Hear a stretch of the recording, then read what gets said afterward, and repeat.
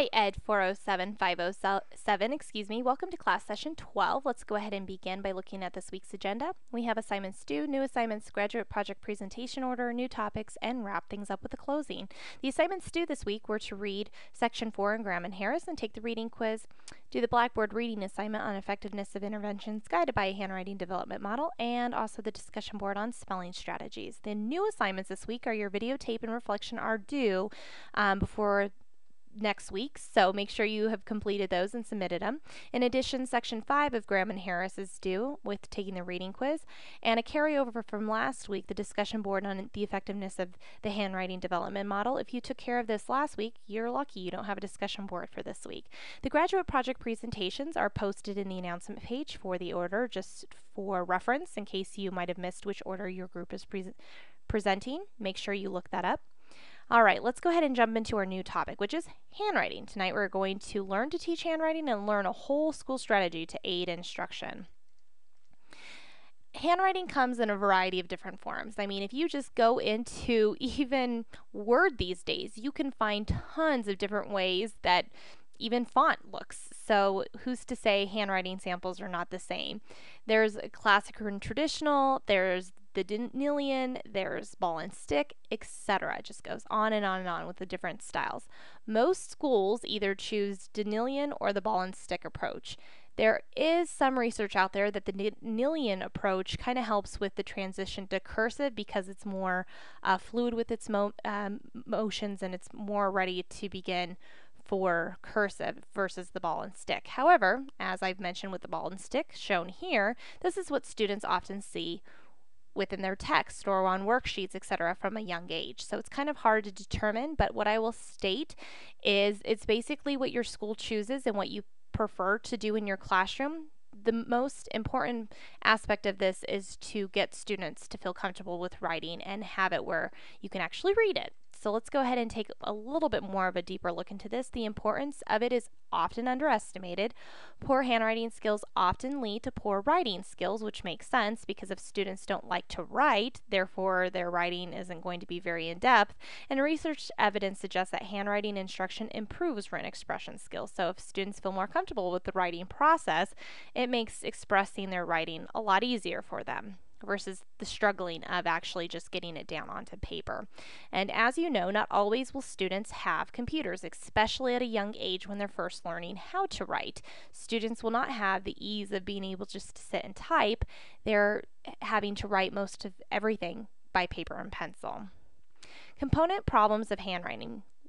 Legibility, any of the following. It could be spacing, messiness, inability to stay within the horizontal lines, illegible letters, I got hung up on that word, incorrect directionality of letters and numbers, too much or too little of a slant, too much or too little of pencil pressure, and mirror writing. Fluent writing and speed, sometimes we have issues if they're too slow of writers or maybe they're too fast. And then the posture, pencil grip, and position of the paper. Sometimes all that it takes for a student to be a better writer is just to actually have great posture and knowing that their piece of paper doesn't have to stay straight up and down, it could actually be turned. I remember when I was in school, the first time a teacher came over to move my paper, I was like, wow, that makes it so much easier. It feels more natural versus trying to write up and down and put my arm up and down to write. Penmanship, the letter formation, spacing, slant, line quality, signs, alignment, and rate is all something that occupational therapists look for students with different writing samples. Sometimes, and we'll get into this in just a moment, OT is needed because it needs to have a deeper look at how a student is actually gripping a pencil and applying pressure, etc.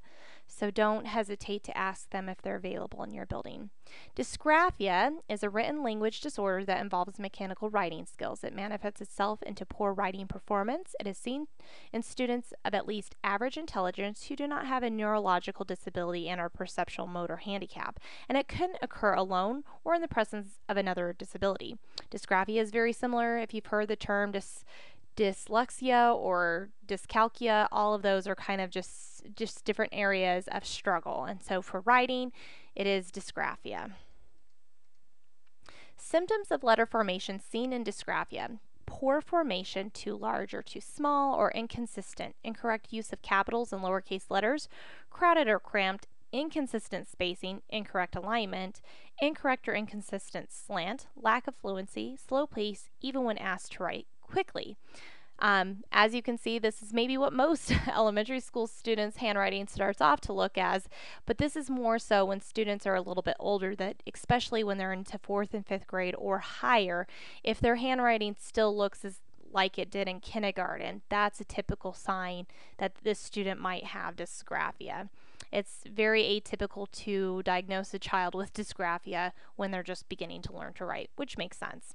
Problems of beginners. First grader errors in formation of manuscript letters. Incorrect size was the most common type of error and was seen more often in descender letters such as P, Q, Y, G, and J, because obviously it has to go beyond the line, which sometimes is a difficult concept, as we color inside the line. So sometimes students get hung up on their letters have to be inside the line, so they'll try to squeeze all those letters within the horizontal lines even when they're presented there for the students. The most frequent reverse letters were N, D, Q, and Y.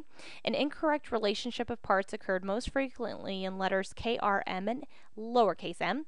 Partial omissions occurred most frequently in letters M, U, and I. Additions often occurred in letters Q, C, K, M, and Y, meaning that there were little quirkiness to those letters. And the most frequently mishapped letters forms were J, G, and a capital J. And sometimes those are very, very confusing for students when they are beginning to write letters. Factors that contribute to handwriting problems. It could be a fine motor problem. It could be the visual perception of letters and words. It could be poor vision memory. It could be poor instructions. It could be that the student is actually left-handed, but nobody ever taught the student that they could put the pencil in their left hand. And it could also just be a lack of motivation. I have a lot of students who just, writing is just not their thing, and so they just don't care if it looks sloppy. And I know a lot of older students who still struggle with that, even adults. Handwriting assessment procedures. The task is sometimes free writing, dictation, near point copying, and far point copying are very important to see how students write, because sometimes their handwriting can be great if they're just copying something. It could be wonderful if it's just copying down notes from taking them off the board, or just writing freely without having to worry about what they're writing about. So that is something to consider. Administer commercially available handwriting test is done hardly ever. There's not a universal screener that we actually do that. So like I said, if you have a very big concern in this, asking your occupational therapist to come in to examine is going to be needed. Use informal visual inspections. You could just go ahead and take an analysis of what you see is going on and just help the student to overcome that. Implement criterion-based assessments, informal assessments, direct observation, looking at formation, pencil grip, paper position, and posture. Obviously, all those are key elements in looking at how a student is writing. And use high mastery criteria with handwriting. You want to make sure it's 90 to 95, if not 100%, when it comes to handwriting mastery, meaning that they can at least form every single letter, upper and lowercase. It's very important. Assessment. There are commercially available handwriting tests, norm referenced and criterion referenced, such as the Nelson handwriting. Informal visual inspection procedures, such as posture, pencil grip, etc., is a way that you can just quickly observe. There are curriculum-based assessments for fluency, which is the free writing, dictation, near point copying, and far point copying, and then the accuracy with dictation. How accurate were they able to copy everything that was written above? Those are all informal but really great assessments. Here's a website that you can actually use as well that has helped me in the past to just quickly look over students' handwriting to see if they're making improvement based off of this rubric. Rules. Review daily work and select those areas that you believe are affecting being able to read what the student is writing. Check at least 3 different samples and best and typical. If some skills cannot be evaluated because they don't occur daily in work, some capital letters, for example, conduct a criterion reference test. I know the criterion reference test of basic skills for literacy, if you have that within your school, the last 2 subtests in that subtest are capital and lowercase letters, but it's really easy to do on your own. Just make sure you're not going in the alphabet, because that is normal for students to do. Also, make sure that they don't have the letters up on top of the board to follow when you give that type of a test. I know that sounds silly, but students will utilize their resources. How to evaluate letter formation. Sometimes using transparencies makes it really easy for yourself, just laying the transparency right over the top to see how well they're actually forming the letters. Use letter finders slightly larger than one letter. Proceed from end forward so context doesn't affect you. Check only certain letters. Don't worry about every single letter, just be looking for the ones that you need. 50 letters per sample is approximately what you need, just a mix of upper and lower case, and evaluate the percentage of how much you're able to read and conduct analysis on whether the students are actually making improvement. Here are just some common words that and spellings of certain things that might help you. For example, like this one is hard for me. When you're looking at cursive specifically, you can look like double E, for example. You might even have, let's see, EU might like this might look like a W, etc. And IJ. A lot of these, if you look through, make sense how you can see a different letter for what they're trying to write. So we did an activity in class last time, and if you want to pull your handwriting that you did out with your left, go ahead and take a look at the rubric and assess yourself on how you did on your handwriting sample. Was your spacing appropriate? Was your slant appropriate? Was the line quality appropriate? What about size? Look at all of these questions. Alignment, rate. Okay, observing handwriting activities. So it's important to answer these questions. Does the student grip the pencil correctly and in a comfortable, flexible manner? Does it look normal? Is the student's paper in the proper position on the writing surface? For example, is it tilted more to the right for right-handed students? Is it tilted to the left for left-handed students? That can be helpful. Does the student sit correctly, or is the head too close or too far away from the paper? Does the student consistently write with the same hand? Does the student appear extremely frustrated, nervous, or emotional when writing?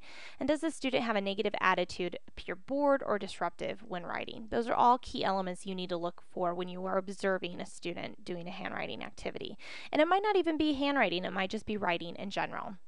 Establish objectives. What is it specifically that would help the student to become able to write clearly for you? Here are some instructional approaches. By the way, I want to quickly give you the password for this week, which is the word tone. T-O-N-E. Please send that to me via email. Tone. Okay, I'm not going to read through all of these different instructional approaches, but they're here for you to resource. It gives you what the problem could be, possible cause, and what some things that you can do to help the student. So there's 3 different slides on this that you can take a look at.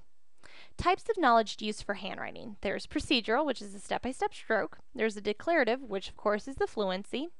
So as we go on to looking at handwriting alternatives, such as, Danielian or Zaner Blaser, alternative forms of how we write is very important for students to understand that there are different options for writing. There might not just be one model that works for them, and making accommodations very clear for them is better. Early writing and readiness skills. Here are some quick strategies that you can help students. Framework for handwriting instruction. Manuscript versus cursive. There's no clear evidence related to which should be taught first, to be honest. But most common approaches to teach manuscript and then cursive in about 2nd to 3rd grade. For students with learning disability, teach manuscript to mastery and then decide whether or not to teach cursive. It's basically what your best approach is. The goal, once again, is to be able to read it and that the student can write normally and keep up with it at a typical pace. Guidelines for handwriting instruction. Here's just 10 quick rules of what you can do to basically teach handwriting. Methods, right or left, and then the hand-over method. That can help with students at home in a home setting, and I've had a lot of parents use the hand-over method. Here's examples of writing right to left, and these are just some activities that you can do to help students with different letters. Here's the hand-over method, which is similar to and used in handwriting without tears, which is one of my favorite, which I support, and you can actually do this method whole school. Here's some don'ts. Don't use the little dots approach, and what I mean by this is I have seen samples of where instead of the dashes between the letters, it's actual dots. That is very confusing for students because typically dots represent where they start and where they need to end, so be very careful with that. Please watch the next video as I am running out of time for this video. Please watch part 2 of handwriting. Thank you.